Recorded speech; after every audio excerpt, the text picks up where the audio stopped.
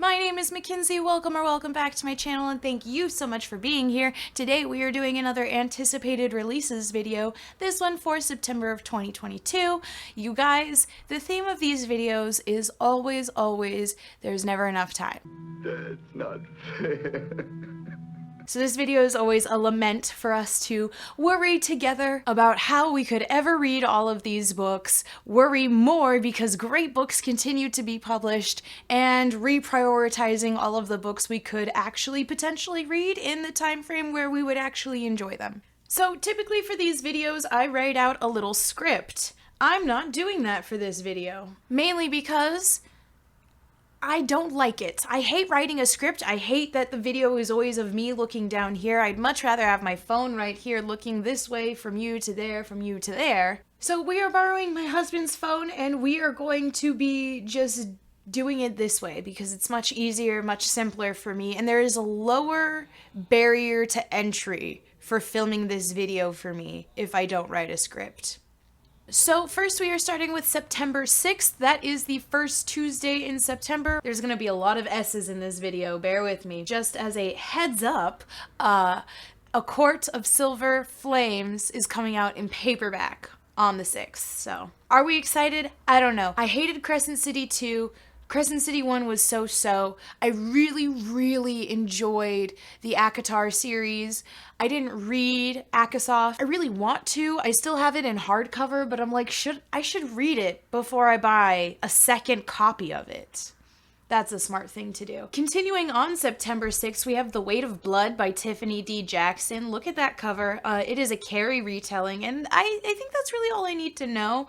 I've been reading a lot of retellings recently where they entirely could take the place of the original work. Like, everything that was important about the original work is preserved while making it modernized and really not only appealing to a modern audience, but with modern horrors as well.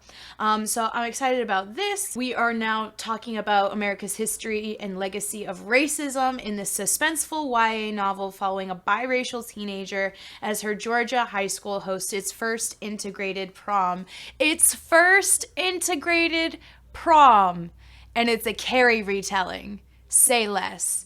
This currently has a 4.56 on Goodreads, and man, oh man, I don't think I've read a Tiffany D. Jackson, but I did read one of the short stories in His Hideous Heart was written by her, and I love that one. So I have pretty high expectations, but I think that I will love it regardless. Next, we have The Witch in the Well by Camilla Bruce. This has a 3.71 on Goodreads right now. It is a dark Norwegian thriller from the author of You Let Me In. I did not read that book. It looks like we might be following two different perspectives. We're following centuries ago young Elizabeth Clark, who's been accused of witchcraft after several children have disappeared.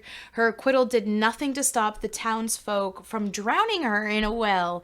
And then now it seems as if we're in current day and we're following social media influencer Elena as she returns to the summer paradise of her youth, reconnects with an old friend. And it seems like both of the girls in the new friendship feel like they have like an ownership of Elspeth's story. What I'm really hoping to get out of this one is these two people who think that they have a right to like somebody's story, and then the witch comes back and destroys them all.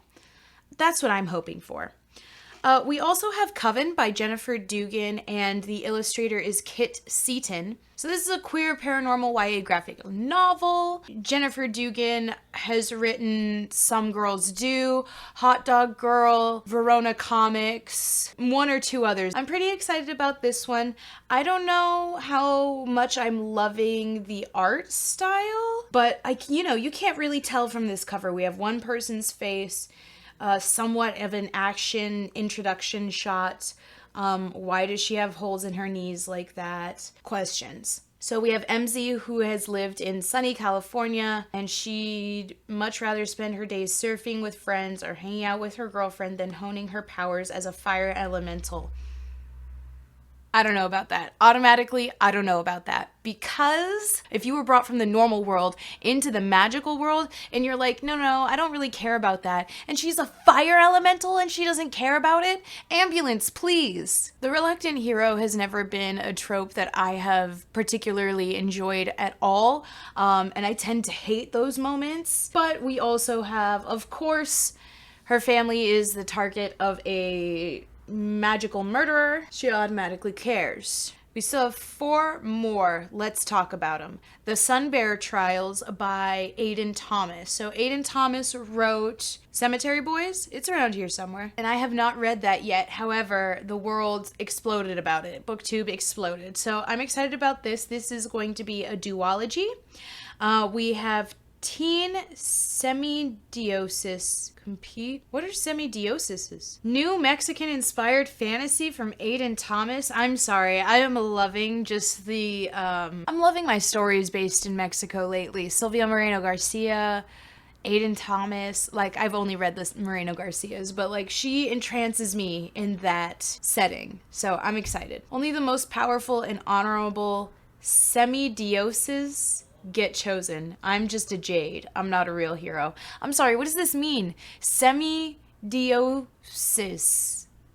What does it mean? Help. As each new decade begins, the sun's power must be replenished so that Sol can keep traveling along the sky and keep the evil obsidian gods at bay. 10 semidioses between the ages of 13 and 18 are selected by Sol himself as the most worthy to compete in the Sunbearer Trials. The winner carries the light and life of all the temples of Reino del Sol, but the loser has the greatest honor of all. They will be sacrificed to Sol, their body used to fuel the sunstones that will protect the people of Reino del Sol for the next 10 years. We are following Deo, a 17-year-old jade semidios, and the trans son of Quetzal, goddess of birds, has never worried about the trials, only worried for others. And it looks like he's about to be one of the ones that are selected for the Sunbearer Trials. So that's very exciting. We're excited about this. I love adding the gods as characters. That's a big deal for me, especially after reading Gods of Jade and Shadow. That has been like peak for me. So next we have Self-Made Boys, which is a Great Gatsby remix. Technically this is number 5 remix classics. Oh, hang on, let's go back because I didn't give you ratings for the other books. The Witch in Hell has a 3 point. Witch in the Well. It should be The Witch in Hell. 3.71. Coven has a 3.69, and the Sunbearer Trials has a 4.59. I'm sorry, but Coven has a really low rating for not being out right now, and I'm just really worried about that. So we have Self-Made Boys. Anna Marie McLemore. That sounds familiar. Oh, because she wrote Lake Lore, and I was excited about that for a while. It's technically number 5 of remix classics, like I said, so they're all written by different authors. So if you remember back in July when I talked about What Souls Are Made Of, which was a Wuthering Heights remix by Tasha Suri. Now, it looks like these are really all just like literally classics remixed by specific people. So the first one was A Clash of Steel by C.B. Lee, and I anticipated this back in 2021 in September. Oh, so that's very exciting. So that was a Treasure Island remix. There was also a Little Women remix, a Robin Hood remix that I apparently didn't hear about and also seemed not interested in. Ooh, and then also there's going to be a My Dear Henry, which is a Jekyll and Hyde remix by Kaylin Bayron coming out in 2023, and that sounds very exciting as well. And then also a Romeo and Juliet retelling by Caleb Roaring. Self-Made Boys, a Great Gatsby remix. The book we're actually talking about right now has a 4.38 on Goodreads. We're in New York City, 1922. We have Nicolas Caraveo, a 17-year-old transgender boy from Minnesota, and he is headed off to New York to meet his 18-year-old cousin Daisy, who lives in fashionable East Egg near her wealthy fiance Tom. And Nick is shocked to find that his cousin now goes by Daisy Faye, erasing all signs of her Latina heritage. So we're going to get a lot about that. And then Nick's neighbor in West Egg is Jay Gatsby. Ooh, but we have this. So as Nick learns that all of the spectacle that Jay puts on is all for Daisy, he also learns something else. Jay is also transgender. I wonder how much of this is going to be talking about their Latin heritage being erased by America to fit in more, and how much of it is going to be balanced with both of them being transgender. I hope it does it fairly well in a good equal balance, because otherwise you're doing a disservice to the other, but it sounds very promising. Then we have The Gathering Dark, which is an anthology of folk horror, has a 3.84 on Goodreads right now. Editor is Tori Bovalino, and I'm not gonna lie, I'm entirely pulled in by the cover and how freaky it is. And folk horror itself is just very creepy to me. I feel like it doesn't pull punches. It's also fairly short, only being 272 pages, so I wonder if there will only be like a few of the story, like a few stories, or if there are going to be a bunch, but they'll be short. Last book coming out on September 6th that I'm excited about is Fairytale by Stephen King. I don't often put Stephen King on these lists. I feel like I never do. And if I do, it's only like a retelling of one of his stories. However, look at the cover. Very cool. I love this premise. Legendary storyteller Stephen King goes into the deepest well of his imagination. 17-year-old boy who inherits the keys to a parallel world where good and evil are at war, and the stakes could not be higher for that world or ours. All right, Stephen King. It currently has a 4.27 on Goodreads, and it's 608 pages. Excuse me, what? I will be waiting for other people to read this book before I pick it up, but it does intrigue me enough, because I'm like, Stephen King, you're still writing stories, and also you're choosing to write about 17-year-old? I don't trust him with children in stories. I just don't. Let's talk about Signal to Noise really quick. Signal to Noise is by Silvia Moreno-Garcia, and like, that's all I need to say for you to understand why I'm excited about it, but I will pull up the synopsis for you. So it was previously published. Right now is a 3.74 on Goodreads, originally published in 2015. So if I remember correctly, that this is one of her first stories. It had a limited run, and it, stopped being published, and then it became like a cult classic amongst readers and people who love Moreno-Garcia. And what else? What else can I say? Mexico City, 1988. Mexico City, 1988. Long before iTunes or MP3s, you said, "I love you" with a mixtape. I don't know how old my followers are, but I also made a burned CD for my first boyfriend's first anniversary. So we have two different, this is told in dual perspective, or dual timelines, we'll say, because we're both following Meche in both timelines. So we're following Mexico City 1988 and in 2009, 2 decades after abandoning the metropolis. Meche returns for her estranged father's funeral.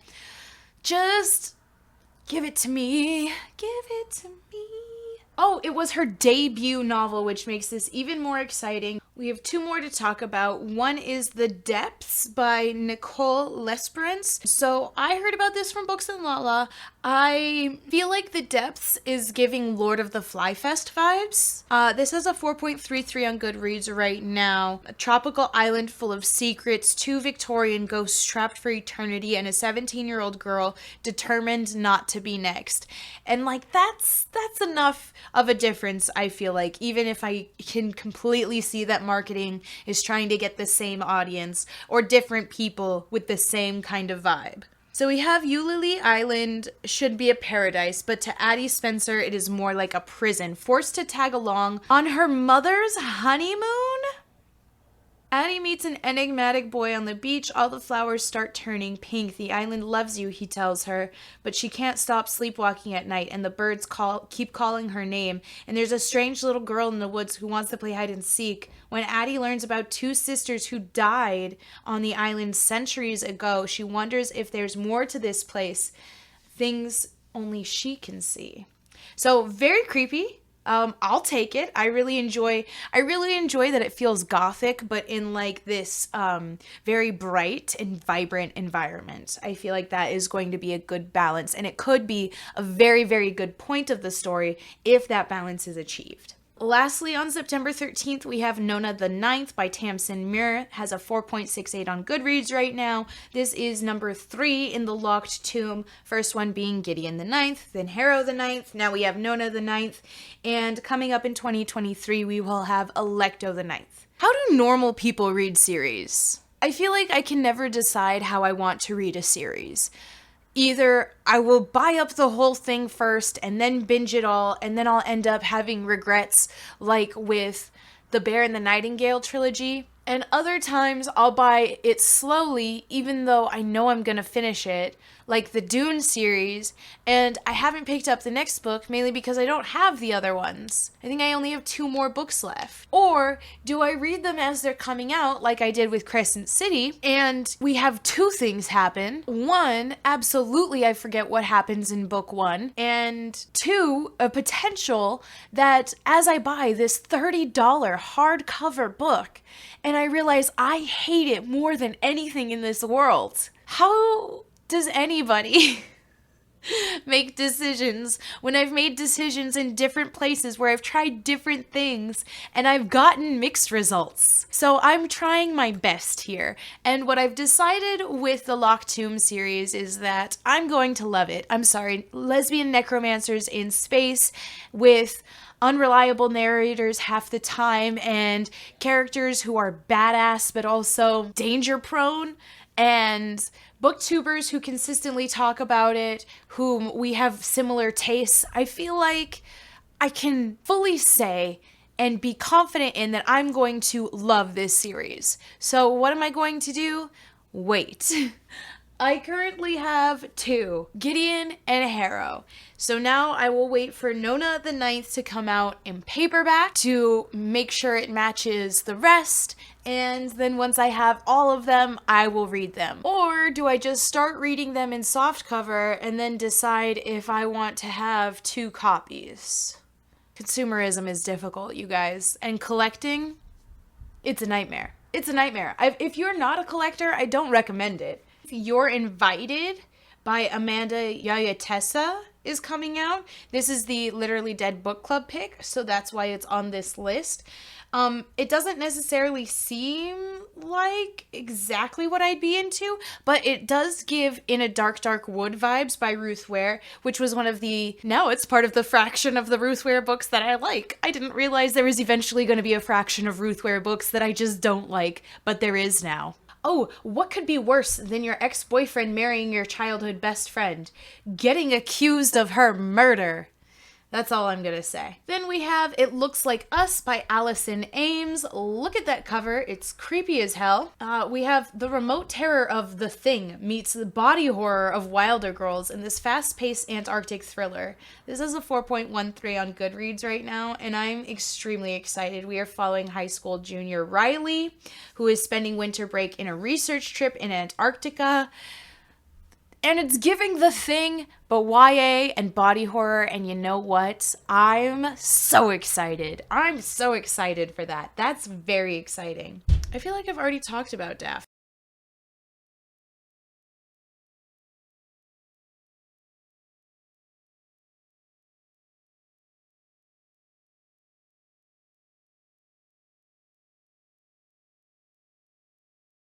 This is kind of like a female slasher. It says, whatever you do, don't think about Daphne. Don't think about her at all.